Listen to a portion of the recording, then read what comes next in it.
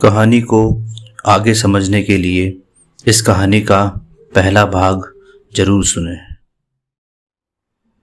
लेकिन गंगा में जाकर कूद जाने की बात आखिर क्यों? कहीं ये औरत सुसाइड तो नहीं करने वाली? हाँ, पक्का इसे देखकर ऐसा ही महसूस होता है। हाँ, यही लगता है मुझे। औरत को घूरते हुए केशव ने सोचा, बाकी बचा हुआ सफर बस यूं ही औरत को देखते हुए और तरह तरह की बातें सोचते हुए ही बिताया। केशव ने हरिद्वार स्टेशन पहुंचने पर जैसे ही ट्रेन रुकी तो औरत फटाफट ट्रेन से उतर गई। अच्छा भाई साहब, फिर मिलेंगे, नागेंद्र ने कहा। केशव नागेंद्र को लगभग नजरअंदाज करते हुए बैग उठाकर तेजी से औरत के पीछे चल पड़ा। स्टेशन के बाहर जब औरत ने एक ऑटो लिया तो केशव ने भी एक ऑटो बुक करवाया। उस ऑटो के पीछे पीछे ले लो, कहता हुआ केशव ऑटो में बैठा। 2-3 किलोमीटर के सफर के बाद एक पुल के ऊपर औरत ने अपना ऑटो रुकवाया। केशव ने भी अपने ऑटो वाले को रुकने का इशारा किया और फिर जल्दी से किराया देकर वो औरत की तरफ बढ़ने लगा। अब तक औरत थोड़ा आगे पैदल चलकर बीच पुल में आकर खड़ी हो गई थी। केशव ठीक उसके पीछे पहुंचा। वो ऊपर से गंगा के बहते पानी को निहार रही थी। कूदना चाहती हो? केशव ने औरत के ठीक बगल में खड़े होकर उससे पूछा। क्या? तुम तो ट्रेन में थे ना, इधर मेरा पीछे क्यों कर रहे हो तुम? औरत ने चिढ़ते हुए जवाब दिया। इस पानी को देखो, सिर्फ यही हमें चैन दिला सकता है।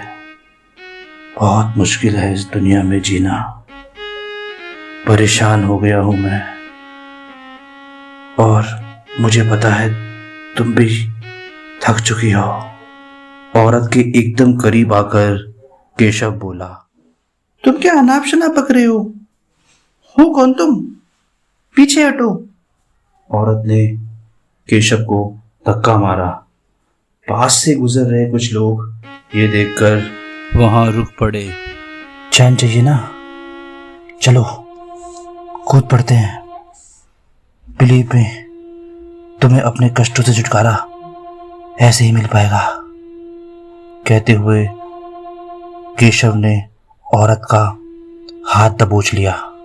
अरे छोड़ मेरा हाथ, मैं परेशान हूं क्योंकि मेरे बहन के बेटे की डेथ हो गई है। तेरे जैसे पागल नहीं हूं जो कि मर जाऊं। छोड़ मेरा हाथ, औरत बोली। ऐसा कैसे हो सकता है? केशव ने हैरानी से पूछा। केशव के चेहरे में एक अजीब सा पागलपन देखकर औरत बुरी तरह डर गई और जोर जोर से चिल्लाने लगी। चिल्लाओ मत, मुझे पता है तुम झूठ बोल रही हो। शायद तुम्हें डर लग रहा है। हाँ, जैसे कि मैं 3 बार डर चुका हूँ, ये 4थी बार है और इस बार मैं वापस नहीं जाऊंगा। चलो चलो मेरे साथ। अरे तू मेरा हाथ छोड़। केशव की ग्रिप से खुद को छुड़ाने की नाकाम कोशिश करती है वह औरत। तो तुम इस पुल के ऊपर क्यों आई हो? देखो मेरी बात मानो, कूद पड़ो, ये मौका दोबारा नहीं मिलेगा। कूद पड़ो। मेरे पति मुझे लेने आने वाले हैं यहाँ पे, छोड़ मुझे। कहते हुए औरत ने केशव को एक जोरदार लात मारी। केशव की बढ़ती हुई हरकतें देखकर वहीं खड़े 2 आदमी उनकी तरफ बढ़े। अबे छोड़ बहन जी का हाथ, एक आदमी चिल्लाते हुए उनकी ओर लपका।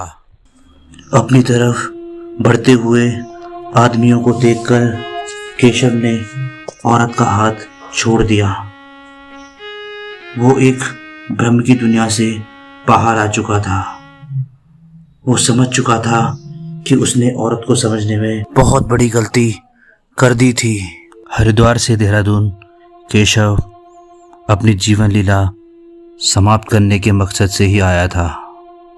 हालांकि वो 3 बार पहले भी कोशिश कर चुका था, मगर नाकाम रहा था। इस बार जब उसने ट्रेन में सामने बैठी परेशान औरत को देखा तो मानो उसे अपने इस अंतिम काम के लिए एक साथी दिखने लगा था, जो कि उसी की तरह परेशान था। मगर उसका अंदाजा पूरी तरह से गलत साबित हुआ। खैर, इससे उसके अपने फैसले में जरा भी फर्क नहीं पड़ने वाला था।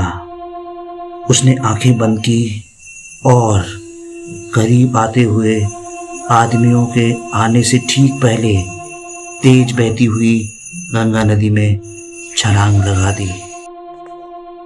कहानी समाप्त। धन्यवाद।